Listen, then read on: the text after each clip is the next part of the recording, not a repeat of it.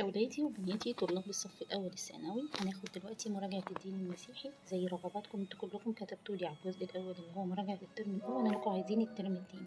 دي أحدث مراجعة يا شباب نازلة دلوقتي للتربية الدينية المسيحية، سؤال وإجابة، وبنشكر الإكليريكي أستاذ أشرف اللي نزلها. هنبتدي مع بعض السؤال والإجابة على طول. السؤال الأول بيقول: هوذا الرب راكب على سحابة سريعة وقادم إلى مصر. هي المفروض دي نقط اكمل، بس أنا هقول لكم الإجابة على طول عشان ما أطولش عليكم. رقم 2: كان القديس مرقس كان له اسمين، هما يوحنا وهو اسم يهودي، والثاني مرقس وهو اسم روماني. رقم 3: ولد القديس ماري مرقس اسمه أرسطبولس، واسم والدته مريم، وكانت إحدى المريمات التي ذهبن إلى القبر. رقم 4: كانت لهذه أخت تدعى مريم التي جلست عند قدمي الرب يسوع وكانت تسمع كلمة. سؤال رقم 5: بعد الأنبياء عاشوا البتولية والعبادة والتقشف، مثل طبعا إيليا النبي، إليشع، أرميا، يوحنا المعمدان. طيب رقم 6: هناك 3 نظم للرهبنة، هي نظام التوحد والعزلة، ونظام الديرية أو حياة الشركة، دي اللي عملها الأنبا بخمس. رقم 7: بدأت الرهبنة النسائية في البيوت، وظهرت بعد ذلك في العذارى أو في بيوت العذارى. بعد كده هناخد الأسئلة اللي جاية صح وغلط. هنقول رقم 1: في بيت ماري مرقس أكل السيد المسيح الفصح مع التلاميذ وغسل أرجل التلاميذ. صح، كان بيت ماري مرقس اللي هو العلية يا شباب، اللي هي بعد كده هيظهر فيها بعد القيامة من الأبواب مغلقة. خدوا بالكم، مغلقة مش مغلقة. مغلقة يعني مقفولة كده، مغلقة يعني متربسة وفيها ترابيس ومقفولة بإحكام. رقم 2: ماري مرقس الرسول إحدى تلاميذ السيد المسيح الاثنى عشر. طبعا لأ، غلط، هو ما كانش تلميذ لكن حضر كل الأحداث وبعد كده بقى رسول. رقم 3: اشترك القديس ماري مرقس في تأسيس كنيسة روما. صح. رقم 4: كانت مدينة الإسكندرية وقت دخول الكاروز ماري مرقس مدينة صغيرة. لأ غلط، كانت مدينة كبيرة جدا. رقم 5: دخل ماري مرقس إلى الإسكندرية عام 61 ميلاديا قادما من أنطاكيا بيسيدية. لأ.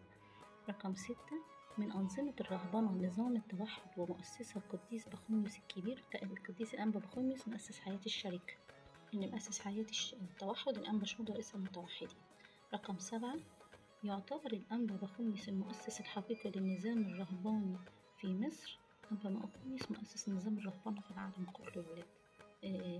اللي مؤسس النظام الرهباني هو الأنبا أنطونيوس مش الأنبا بخوميوس، خدوا بالكم من الكلمات. طب ناخد بعد كده اختر الإجابة الصحيحة. من القائل الكنيسة القبطية مجد مصري قديم ومقوم من مقومات الوطن المصري؟ مين اللي قال كده؟ ده دكتور طه حسين. رقم 2: تصدى للملك قسطنطين عندما أراد تحذيره أو تصدير القمح إلى القسطنطينية هو البابا أثناسيوس الرسول. رقم 3: أهدى الملك الأقباط دير السلطان في القدس. يعني مين الملك اللي أهدى الأقباط دير السلطان في القدس كمكافأة لهم على حسن أدائهم في القتال؟ طبعا ده صلاح الدين الأيوبي.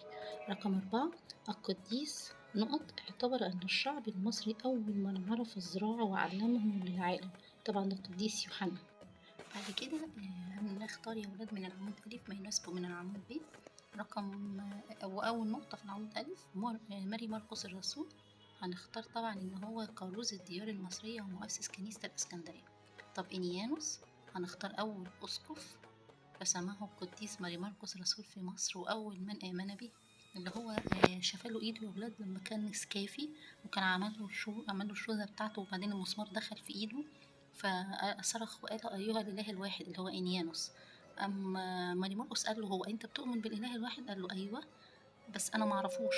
فابتدى ماري مرقس من هنا يبتدي تبشيره لكنيسة الإسكندرية وابتدى يأسس، وابتدى القديس إنيانوس يبقى هو أول بطرك بعد ماري مرقس الرسول، وبيته كانت هي أول كنيسة وأسرته كانت أول أسرة أمنت. طب يعقوب أخو الرب ده هو أول أسقف لأورشليم. طبعا معظمكم يا ولاد مستغرب يعني ايه اخو الرب. هو ربنا كان السيد المسيح ما كانش له اخوات، من العذراء ما جابتش اطفال تاني. اخو الرب يا ولاد في العهد القديم او في اليهودية كان ولاد خالته بيتسموا اخواته. زي حد تاني برضو يشوف الآية اللي يقول أمك وأخواتك وإذا أمك وأخواتك يقفون خارجا يطلبونك، هيقولوا مين أمه وأخواته دي؟ لأ، أخواته يا ولاد اللي هو يعقوب ويوحنا أولاد مريم، اللي هم أولاد خالة السيد المسيح، دول بيتسموا إخواته في اليهودية، يعني رسمي بيبقوا إخواته، فبالتالي يعقوب أخو اللي هو يعقوب ويوحنا، يعقوب أخو الرب يعني يعقوب ابن خالته. ماشي يا ولاد، لازم نركز عشان احنا كبرنا ونعرف ازاي يعني نفهم كويس الحروف أو الكلمات اللي في الآيات. هسيب لكم الأسئلة المقالية دي، هو السؤال الخامس، وقفي الفيديو وقروه. تمام، هي سهلة جدا بس محتاجة توقفي الفيديو وتقروه. نخش على نوعية الأسئلة اللي قبل كده أو الدرس اللي بعده.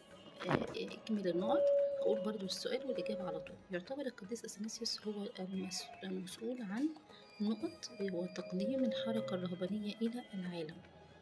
القديس أثناسيوس، واللي أسسها مين؟ أسسها أنبا أنطونيوس. رقم 2، الأسس التي تقوم عليها الرهبنة هي البتولية، الوحدة الانفرادية، التجرد، الفقر الاختياري والطاعة. رقم 3، من أهم الأديرة الحالية للرهبان دير أبو مقار، دير البراموس، دير الأنبا بولا، دير الأنبا أنطونيوس. رقم 4، المجامع المسكونية الثلاثة هي مجمع نقية ومجمع قسطنطينية ومجمع أفسس الأول. رقم 5، ولد القديس أثناسيوس الرسول عام 296 بمدينة الإسكندرية من أبوين مصريين بس وثنيين، ده القديس أثناسيوس الرسول. رقم 6، انعقد مجمع نقية بسبب بدعة أريوس، طبعا نقية أريوس الذي أنكر لاهوت السيد المسيح. قال الإمبراطور قسطنطين للقديس أثناسيوس: أنت بطل كنيسة الله. نيجي بعد كده لصح وغلط، هقول على طول. المصدر الأول الأساسي للتشريع في المسيحية هو التقاليد والعادات، لا طبعا هو الكتاب المقدس. 2، الجسد والنفس له أو قد يعطلان قيادة الروح، طبعا هو الجسد والنفس بيشتهي ضد الروح والروح تشتهي ضد الجسد، وكلاهما يتصارع أحدهما مع الآخر. طبعا الحتة الأخيرة دي ما فهمتوش حاجة يا ميس، ماشي اوكي، هقول لكم. الجسد بيشتهي الأكل، الشرب، النوم، الراحة، ده الجسد، لكن الروح يشتهي حاجات السماء، فبالتالي دي اسمها نفسيات. فكده الاتنين عكس بعض، الاتنين عكس بعض. رقم 3، يؤدي التعصب إلى التطرف فيحمل الإنسان وديعا متواضعا محبا، يجعل الإنسان وديعا متواضع. ازاي؟ اكيد ده جملة مش رب، ادم التعصب بيؤدي للتطرف هيخليه وديع، يبقى الإجابة غلط. المحبة المسيحية تشمل في مظلتها جميع الناس دون تمييز أو تفرقة أو تعصب، صح طبعا.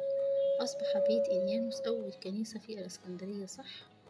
من أنظمة الرهبنة هي الرهبنة الدائرية في حياة الشركة ومؤسسة القديس الأنبا أنطونيوس، لا احنا قلنا حياة الشركة الأنبا بخمس. دافع القديس أثناسيوس عن أزلية السيد المسيح في مجمع أفسس، لا هو دافع عن حاجة تاني بس مش هخش لكم في الموضوع ده عشان هيطول وهناخده في وقت تاني. ناخد بعد كده اختار من بين الأقواس توجد نقط مناسبة أو مناسبة تصلي الكنيسة صلاة اللقان كل عام. توجد 3 مناسبات. من القائل: مبارك شعب مصر ورب المجد. نقط يدل على أن المحبة ليست صداقة أو حقيقة، هو الرياء. ونخش على نوعية الأسئلة اللي بعد كده، هسيبكم برضو، أو هي اللي اختار العمود الألف للباء دي سهلة نحلها مع بعض. الصدق والبعد عن الرياء هيكون من صفات المحبة العملية. الأنانية هتكون من معوقات ممارسة المحبة العملية. طب وقوة البذل دي من مقاييس خدمة الآخرين ومدى محبتهم يعني. هسيبكم يا ولاد تشوفوا الأسئلة المقالية اللي هي السؤال الخامس عشان ما يطولش عليكم، وهيكون ده الجزء الأول بتاعنا.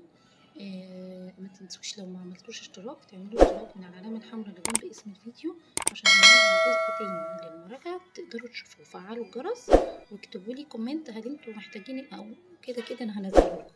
انتوا فعلوا الجرس يا شباب واعملوا لي الاشتراك اللي هو من جنب اسم القناة. اشوفكم على خير في الجزء التاني. باي باي.